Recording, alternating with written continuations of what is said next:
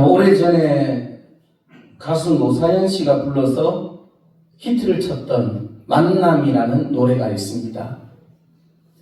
잠깐 가사말을 소개하겠습니다. 우리 만남은 우연이 아니야. 그것은 우리의 바램이었어. 있기엔 너무한 나의 운명이었기에 바랄 수는 없지만 영원을 태우리. 여러분 노래방에 가서 많이 부르셨죠? 이 노래 가사의 핵심은 이렇습니다. 우리의 만남은 우연이 아니고 운명적이었다라는 것입니다. 저는 오늘 우연이라는 이 말씀에 대해서 생각하고 은혜 받기를 소원합니다. 우리가 믿음 생활하는 가운데 가장 의심을 심어주는 핵심적인 단어가 있다면 이 우연이라는 단어가 아닐까라는 생각이 듭니다. 우연이라는 말, 또 우연이라는 생각, 이것 때문에 사람들이 더 큰 믿음으로 나아가지 못하는 경우들을 많이 보게 됩니다.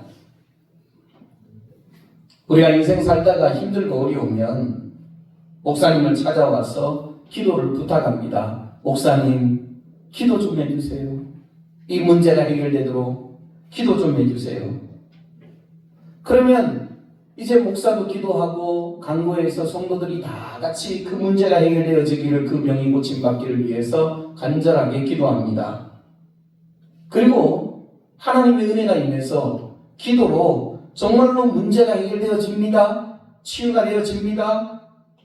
그리고 나면 우리 마음속에 어떤 생각이 드느냐면 이 모든 결과가 우연은 아닐까? 라는 의심의 생각이 슬금슬금 일어나기 시작합니다. 그래서 목사를 찾아와서 목사님 기도 많이 해주셔서 감사합니다. 입으로는 그렇게 얘기하지만 속으로는 어쩌면 이것이 우연일 수도 있다라는 의심을 갖게 되는 것입니다. 그럼 마귀는 절대로 그 틈을 놓치지 않습니다. 하나님께 돌아가야 할 모든 영광을 마귀가 우연이라는 생각을 불어넣어서 영광을 가로막아 버린다 이 말이에요. 이와 같이 우리 믿음의 최고의 적은 우연이라고 하는 의심된 생각입니다. 그러므로 우리가 더욱더 믿음이 성장하고 하나님의 크신 은혜를 체험하기 위해서는 우연 속에 감추어져 있는 하나님의 분명한 뜻이 있다고 하는 사실을 알아야 합니다. 그러나 살다가 보면 되어진 일이 우연인지 아니면 이것이 정말 하나님의 은혜 속에서 이루어진 응답인지 알지 못해서 답답하게 느낄 때가 상당히 많이 있습니다. 자, 오늘 우리가 읽은 이 본문에 보면 이 블레셋 사람들도 자신들에게 일어난 모든 재앙이 우연인지 아니면 하나님의 정확한 심판인지 이 둘 중에 무엇인지 알고 싶어 합니다. 그래서 전쟁에서 빼앗았던 하나님의 법궤를 벳세메스로 가는 두 암소가 끄는 수레에다가 태워서 돌려보내요. 돌려보낼 때 그들이 이렇게 얘기합니다. 만약에 이 수레가 좌로나 우로나 치우치지 아니하고 벳세메스로 바르게 똑바로 올라가면 이것은 하나님께서 우리에게 내리신 심판이라는 뜻이고, 그렇지 않으면 이것은 우연히 찾아온 재앙이다. 그렇게 생각하기로 결심합니다. 자신들에게 일어난 이 독종이라고 하는 이 질병의 재앙이 하나님의 뜻인지 아니면 우연히 생긴 질병인지 알고 싶어하는 블레셋 사람들의 마음의 표현이 잘 나타나고 있습니다. 여러분, 사실 우리에게도 늘 이런 마음이 있지 않습니까? 우리가 한 주간의 삶을 살면서 우리의 삶 속에 일어나는 많은 일들이 있습니다. 이럴 때는 이런 일, 저럴 때는 저런 일, 이렇게 수없이 많은 일들이 일어날 때 이것이 정말 우연히 일어난 일인지 아니면 하나님의 뜻인지 우리가 그걸 알고 싶어 할 때가 많이 있습니다. 우연일까요? 아니면 필연일까요? 성경에 등장하는 우연이라는 단어들을 통해서 과연 우연인지 하나님의 뜻에 의한 필연인지 여기에 대해서 우리가 말씀을 살펴보겠습니다. 자, 먼저 정답부터 말씀을 드립니다. 우리가 생각하는 우연은 하나님의 필연입니다. 한번 따라하겠습니다. 우리가 생각하는 우연은 하나님의 필연이다. 여러분, 이 정답을 잊지 마십시오. 여러분이 어떻게 생각하든 상관없습니다. 이것이 우연인가? 저것이 우연인가? 여러분이 어떻게 생각할지라도 하나님의 입장에서 보면 그것은 필연적이었다고 하는 사실입니다. 룻기서 2장 3절에 보면 룻이 모압에서 돌아와서 이 보아스의 밭에 들어가서 이삭을 줍게 됩니다. 그런데 룻이 이삭을 줍기 위해 밭에 들어갔는데 우연히 엘리멜렉의 친족 보아스에게 속한 밭에 이르렀더라 하는 말씀이 있습니다. 자, 여기서 우리가 주의 깊게 보아야 할 것은 룻이 어쩌다 보니까 어떤 밭에 들어갔는데 우연히 들어갔는데 그 밭이 자기의 친족 보아스의 밭이었다 이 말이에요. 제가 다시 한번 묻겠습니다. 여러분, 이 세상에 우연이 있을까요? 여러분 어떻게 생각하세요? 우연이라는 일이 있을 것 같습니까? 이 우연이라는 단어는 이런 뜻입니다. 하나님의 간섭 없이 이루어지는 일들, 그게 우연이에요. 하나님의 계획 밖에 있던 일들, 하나님의 섭리 밖에서 이루어지는 일들, 그게 우연입니다. 여러분, 이 세상에 그런 일들이 있습니까? 없습니까? 없어요. 하나님의 계획과 하나님의 섭리 밖에서 이루어지는 일들은 없습니다. 근데 성경에서는 보면 룻이 우연히 어떤 밭에 들어갔는데 그 밭이 자기의 친족 보아스의 밭이었더라 이렇게 기록하고 있다는 거예요. 사실 룻의 입장에서 보면 우연히 들어간 거예요. 어쩌다 보니까 많고 많은 밭들 중에 그 밭에 들어간 거예요. 그러나 하나님께서는 이미 이 모든 일들을 계획하시고 그 계획하신 뜻대로 이루어가고 계신다는 거예요. 룻의 입장에서 보면 우연이지만 하나님의 입장에서 보면 필연적이라는 거죠. 왜 필연이냐? 잘 보십시오. 결국 이 사건을 통해서 룻이 누구를 만나요? 보아스를 만나요. 그래가지고 결혼을 합니다. 그리고 아이를 낳아요. 그 아이가 누구냐? 오벳이에요. 나중에 이 오벳이 또 누구를 낳아요? 이새를 낳습니다. 이새가 누구를 낳아요? 다윗을 낳아요. 나중에 다윗의 자손으로 누가 이 땅에 오십니까? 예수 그리스도, 영원한 왕 메시아가 이 땅에 오셔서 모든 인류를 구원하는 구원 사역을 완성하시게 됩니다. 그래서 여러분, 어리석고 미련하고 연약한 우리의 생각, 우리의 입장에서 보면 이런 일들이 생기는 것이 우연이다라고 말할 수는 있지만 하나님의 관점에서 보면 하나님은 이미 모든 것을 계획하시고 하나님의 섭리에 따라서 이루어가는 필연이라고 하는 사실입니다. 우리 인생도 그렇지 않습니까? 살다가 보면 우연히 일어난다고 생각하는 일들이 참 많이 있습니다. 그러나 이 모든 일들은 결코 우연히 생기는 것이 아니고 하나님의 분명한 계획 속에서 하나님의 섭리에 의해서 이루어져 가고 있다고 하는 사실을 믿어야 합니다. 그럼 이 세상에 우연은 없습니다. 잠언 16장 9절에 보면 사람이 마음으로 자기의 길을 계획할지라도 그 걸음을 인도하시는 이는 여호와시니라 이렇게 말씀하고 있습니다. 여러분 가만히 보십시오. 내가 어떤 일을 하나 계획한다 이 말이죠. 그런데 하나님의 도우심 없이는 하나님의 섭리 없이는 그 일이 결코 성취될 수 없다 이 말이에요. 사람이 마음에 많은 계획을 가져도 그 걸음을 인도하시고 성취하시는 분은 여호와 하나님이시다. 모든 것이 필연적으로 이루어지고 있다고 하는 사실입니다. 성경에 보면 그 많은 예들이 있습니다. 여러분 북이스라엘의 가장 악한 왕이 아합이라는 왕이에요. 이 아합 왕이 얼마나 하나님 앞에 우상을 숭배하고 하나님께 많은 죄를 지었는지 모릅니다.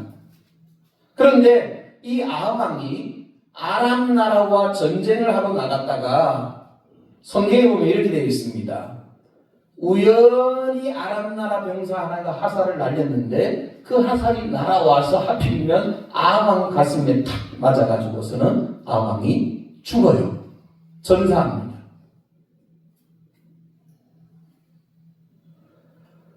근데 여러분 이것도 사실은 우연히 화살이 날아와서 우연히 아합 왕이 맞아서 죽은 게 아니라니까요. 이 아람 나라 병사가 아합 왕을 향해서 쏜 게 아니다 이 말이에요. 막 전쟁을 막 하고 있으니까 적들이 있으니까 그냥 막 화살을 하나 날린 거예요. 근데 그게 날아와서는 많고 많은 사람들 중에서 왜 하필이면 아합 왕에게 탁 맞아가지고 아합 왕이 그 전쟁에서 죽음을 맞이하게 됐냐? 이건 우연히 된 것이 아니고 알고 보면 하나님의 섭리라는 거예요. 필연입니다. 열왕기상 22장에 보면 미가 선지자가 아합 왕을 찾아와서 예언합니다. 당신은 이러이러해서 죽음을 맞이하게 될 것이다. 미가 선지자가 이미 그 전쟁이 있기 전에 아합 왕을 찾아와서 예언을 합니다. 그 예언대로 화살 하나가 날아와서 아합 왕을 마치고 아합 왕은 그 화살에 의해서 죽음을 맞이하게 됩니다. 여러분 이게 우연이에요? 필연이에요? 필연이죠. 인간의 입장에서 보면 왜 재수가 없어서 하필이면 그 화살이 내게 날아오느냐 이 말이에요. 인간은 그게 모든 것이 우연히 일어난 일이라고 생각하기 때문에 내가 재수가 없어서 내가 이렇게 죽는구나 이렇게 생각하는 거예요. 그러나 하나님은 이미 모든 것을 계획하시고 하나님의 섭리에 의해서 아합 왕이 그 전쟁에서 죽게 만드신 거죠. 필연적이라는 거예요. 여러분 요나 사건을 한번 생각해 보십시오. 요나가 니느웨로 가라고 하는 하나님의 말씀을 어기고 다시스로 도망을 갑니다. 그리고 하나님의 낯을 피하기 위해서 배 가장 밑에 내려가서 잠자고 있었거든요. 근데 갑자기 큰 풍랑이 일어납니다. 바다는요 하루아침에 그냥 돌변하는 거예요. 큰 풍랑이 일어나서 배가 파손할 위기에 빠지고 모든 사람들이 다 죽음의 위기를 맞이합니다. 그때 사람들이 이건 누구 때문에 이런 일들이 생겼는지 우리가 그 범인을 찾자. 그래가지고 제비 뽑잖아요. 제비 뽑았는데 누가 걸려요? 요나가 걸려요. 여러분 그 뽑히는 거 상당히 어렵습니다. 여러분 우리 교회에서 이렇게 앉아가지고 여러분들 제비 한번 뽑아볼까요? 상품 하나 나누고요. 뽑으면 전부 다 간절하게 제발 내가 뽑혀라 내가 뽑혀라 그러는데 어쩌면 그렇게 내 이름을 싹 피해가는지 몰라. 제비 뽑힌다는 게 그게 쉬운 게 아니에요. 그 배 안에 요나 혼자 타고 있는 거 아닙니다 여러분. 많은 사람들이 그 배 안에 타고 있는데 제비 뽑았는데 누구께 뽑혀요? 요나가 뽑힌 거예요. 우연이에요? 필연이에요. 자, 더 놀라운 것은 그래서 그 신의 진노를 잠재우기 위해서 그 뽑힌 사람을 물에다가 던져야 된다. 그래가지고 이제 뱃사람들이 전부 다 요나를 물속에다가 휙 던집니다.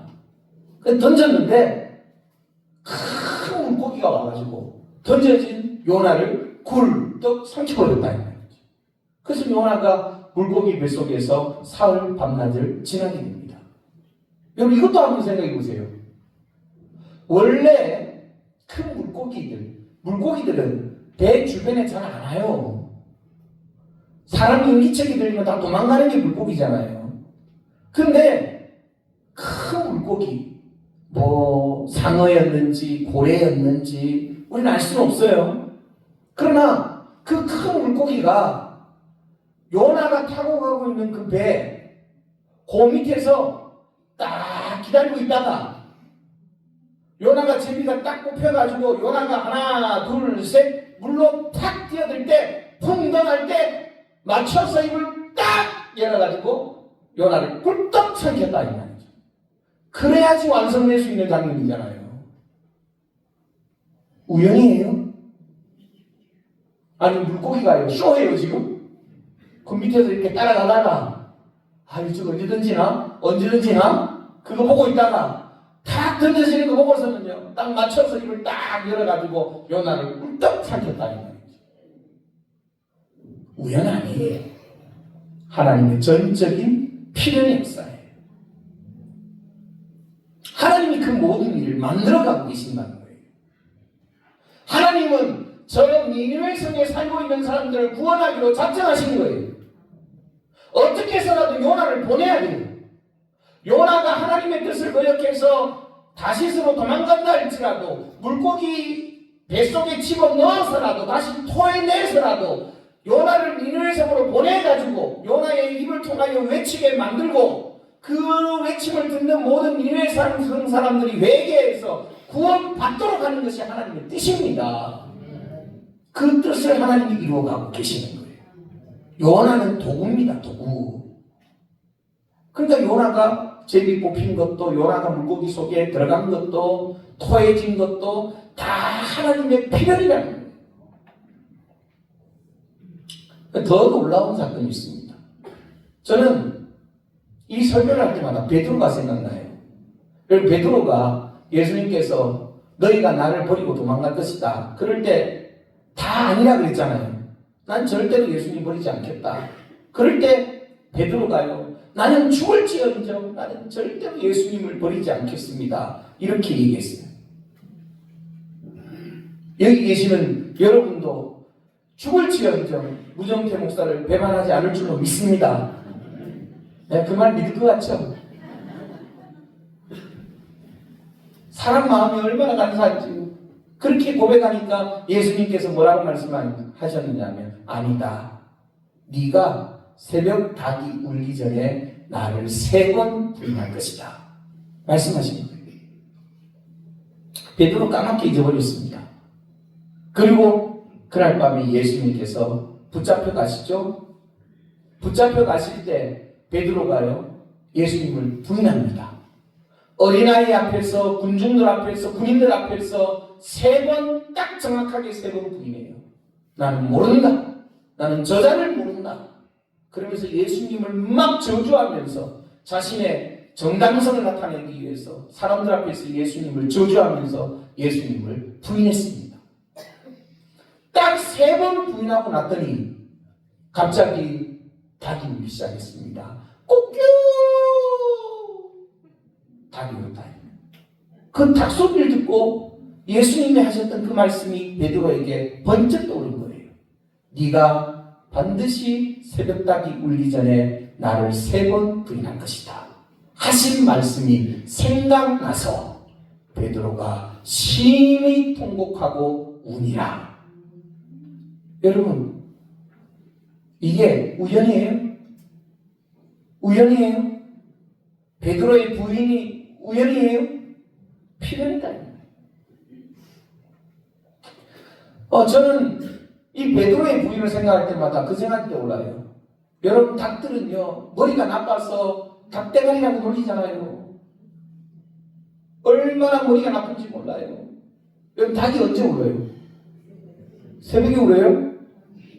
뭘 모르시네? 닭이 언제 울어요? 치우고 싶을 때 울어요. 우리가 생각할 때 닭은 새벽에 운다고 생각하지만 절대로 아니에요. 제가 작년에 휴가 때 라오스를 갔는데요. 밤에 비행기가 도착해가지고 새벽 1시인가 숙소 들어간 거예요. 1시부터 울어요. 1시부터. 꼭꼭 1시부터 울어제끼는데요. 밤낮없이 울더라고요. 밤낮없이. 저는 원체 무디니까 그냥 자는데요. 예민한 사람들은요. 잠을 못 자요. 잠을 못 자요. 닭이 우는 시간이 정해져 있는 게 아니에요. 제 울고 싶을 때 그냥 울어요. 근데 여러분 가만히 한번 생각해 보세요. 예루살렘에 닭이 몇 마리 정도 있을 것 같아요? 한 마리 있어요? 닭이 딱 한 마리가 있는 거예요? 아니죠. 수없이 많은 닭들이 있다 이 말이에요. 수없이 많은 닭들. 사람 수보다 훨씬 더 많은 엄청난 닭들이. 그 당시에 우리 가장 고기를 접할 수 있는 쉬운 방법이 닭을 키우는 거잖아요. 그러니까 닭 키우는 문화는요 이미 오래전부터 발전했기 때문에 어느 나라를 가도요 닭이 제일 많은 그 식용 식품으로 우리에게 섭취가 되고 집집마다 닭들이 있는 거예요. 그 많은 닭들이요 때를 기다립니다. 때를 기다려요. 언제? 베드로가 몇 번 부인할 때까지? 3번 부인할 때까지. 때를 기다리는 거예요. 그래가지고 그 중에서 천시 기침이 있는 닭이 하고 옆에 있는 닭이 조용해. 지금은 아니야. 때가 아니야. 기다려. 서로 동요하면서 지금은 때가 아니야. 기다려야 돼. 그리고 베드로가 내가 예수 모른다. 닭이 간다. 기다려라. 조금만 더 기다려라. 2번 베드로가 나는 절대로 저자를 모른다. 이제 한 번 남은 거잖아요. 닭들이요 전부 다 눈을 도망하게 해가지고 기다려야 돼.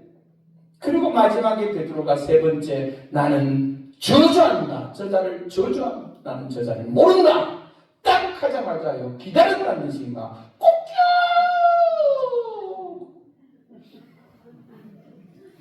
딱 보니까 베드로가 한 방에 가버린 거예요. 한 방에 그냥 그 한 방에 가버린 거예요. 여러분 성령이 역사하실 때는요 여러 말이 필요하지 않습니다. 성령이 역사할 때는요 단 한 말씀이라도 가슴에 와서 딱 부딪히면 인생이 바뀌어요.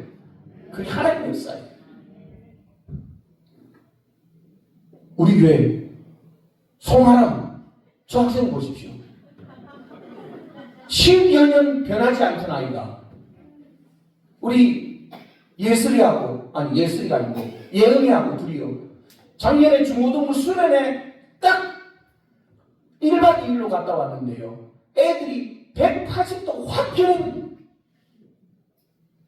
성령이 역사하실 때는 여러 장소리가 필요하지 않아요. 여러 교육이 필요하지 않고요. 하나님이 한번 때가 돼서 딱 역사하시면요. 닭 소리 듣고도 꼬꾸라지고요. 닭나귀 소리 듣고도 꼬꾸라지고요.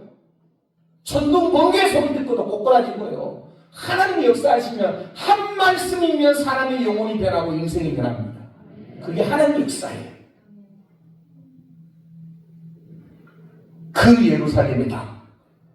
때를 기다려라. 아직은 아니다. 서로 동요하면서 기다리던 그 닭들이 한 번 딱 때가 됐을 때 우니까 베드로가 통곡하고 자복하는 역사가 일어나는 거예요. 여러분 이게 우연이에요? 필연이에요. 하나님이 만들어 가시는 필연입니다. 여러분의 인생을 가만히 보십시오. 왜 나만 겪는 고난이냐고.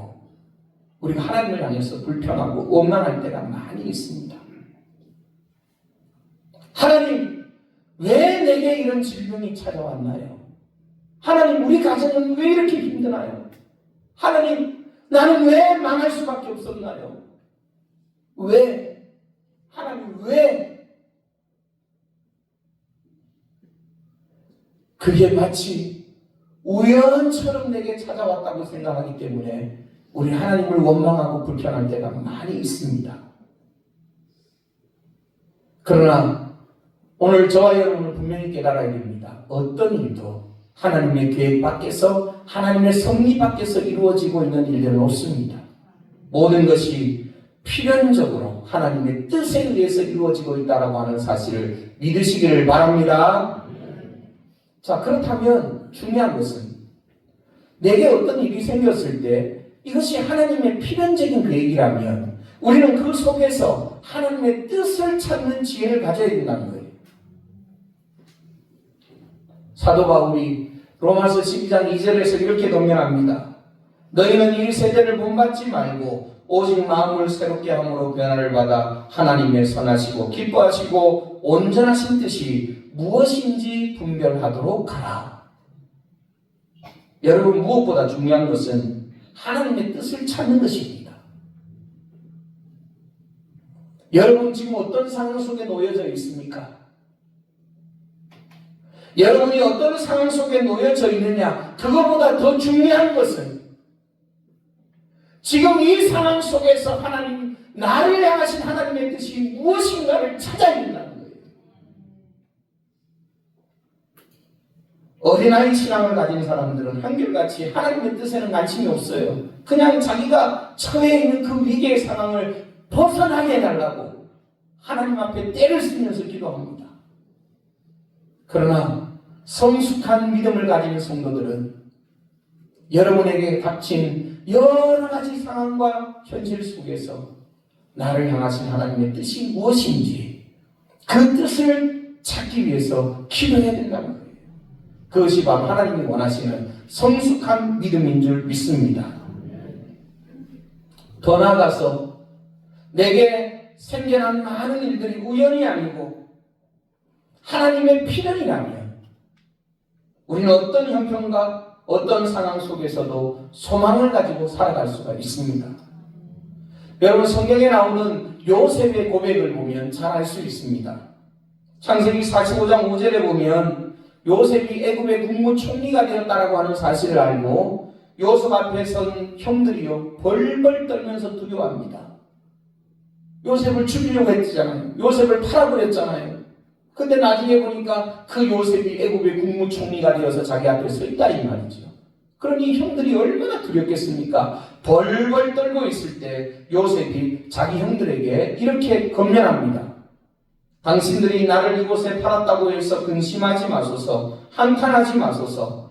하나님이 생명을 구원하시려고 나를 당신들보다 먼저 보내셨나이다.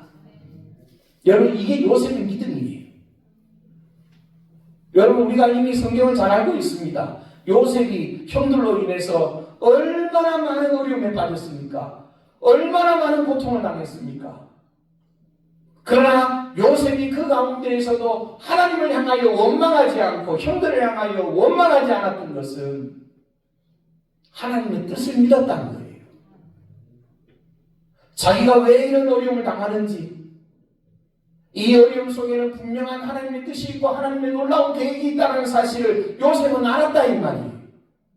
근데 나중에 알고 보니까 흉년이라는 때가 왔고 이 때에 자기의 가족들과 많은 사람을 살리기 위해서 하나님이 나를 애굽 땅으로 보내셨구나 하는 사실을 요셉이 알게 된 것입니다. 우리의 인생도 마찬가지입니다, 여러분. 여러분이 마치 제비 뽑히듯이 재수가 없어서 아니면 우연히 여러분의 삶의 현장에 던져져서 살고 있는 것이 아니다 이 말이에요. 우리는 하나님의 분명한 계획 속에서 살고 있습니다. 할렐루야. 여러분의 인생 모든 걸음걸음은 하나님의 섭리 속에서 이루어져 가고 있습니다. 그렇다면 하나님이 여러분을 향하여 위대하고 놀라운 계획을 가지고 계신다는 사실을 믿으시기 바랍니다. 이 믿음 있는 사람은 어떤 어려움과 환난을 만나도 절망하지 않습니다. 두려워하지 않습니다. 원망하지 않습니다. 오히려 소망 가운데 믿음을 가지고 한 걸음 한 걸음 담대함으로 살아가는 삶이 될 줄로 믿습니다. 욥기서 23장 10절에 보면 내가 가는 길을 그가 아시나니 그가 나를 단련하신 후에는 내가 순금같이 되어 나오리라.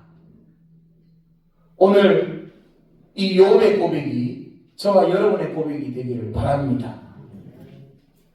내가 가는 길을 그가 아시나니. 여러분 어떤 길을 걸어가고 계십니까? 하나님께서 다 알고 계십니다. 그리고 하나님께서 나를 이 모양 저 모양 단련하신 후에는 내가 순금같이 되어 나오리라. 오늘 우리가 회복해야 될 믿음이 이 믿음이 여러분들 중에는 지금 만족하는 사람도 있을 것이고 행복에 젖어서 살아가는 사람도 있을 것입니다. 그러나 여러분들 중에는 지금 불평불만이 가득하고 인생이 너무 힘들고 괴롭고 죽을 만큼 힘든 분도 계실 겁니다. 그러나 욥의 고백처럼 내가 가는 길을 그가 아시나니 나에게 주어진 이 모든 것이 하나님의 필령이라면 그가 나를 단련하신 후에는 내가 정금같이 되어 나오리라. 그 소망을 가지고 승리하시는 삶을 사시기를 바랍니다. 우리가 즐겨 부르는 찬송가 373장에 보면 이런 가사가 있습니다. 이 풍랑으로 인하여 더 빨리 갑니다. 큰 물결이 일어나 나 쉬지 못하나 이 풍랑으로 인하여 더 빨리 갑니다.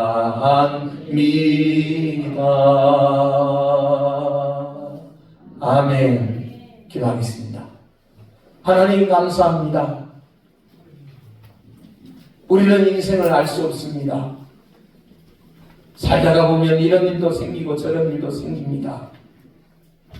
그러나 어떤 시각과 어떤 믿음의 눈으로 보느냐에 따라 우리 인생은 180도 달라집니다. 어느 것 하나 우연히 저절로 생긴 것 없고 모든 것이 하나님의 계획과 하나님의 섭리 속에서 만들어져 가고 있는 가정이라고 하는 사실을 알게 되었습니다. 우리의 원망과 우리의 불평도 변하여 감사와 기쁨과 소망이 되어지는 역사가 있게 하여 주시옵소서. 오늘 불렀던 찬송의 가사처럼 큰 물결이 날마다 일어나 나 쉬지 못하나 이 풍랑으로 인하여 더 빨리 가는 복 있는 삶이 될 것을 믿습니다. 하나님 말씀 부여잡고 소망을 회복하게 하시옵소서. 살아갈 힘을 얻게 하시옵소서. 오늘 예배하는 모든 성도들에게 하나님의 놀라운 회복의 은혜가 강같이 임하게 하여 주시옵소서. 성숙한 믿음의 사람이 되게 하여 주시옵소서. 감사드리며 예수님의 이름으로 기도하옵나이다. 아멘.